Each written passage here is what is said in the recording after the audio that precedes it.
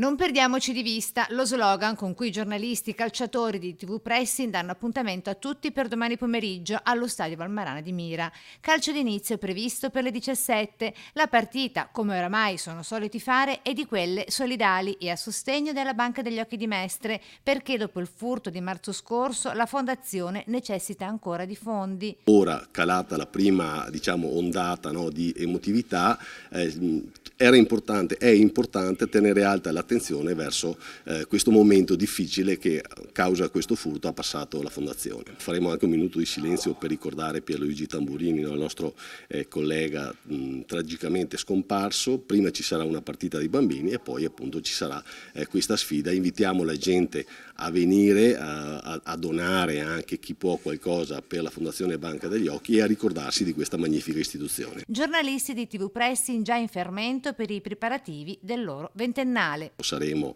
a Benevento il 18, 19 e 20 ottobre per la convention nazionale delle città del vino, in cui tra l'altro andremo a parlare evidentemente del Prosecco e del territorio che ha avuto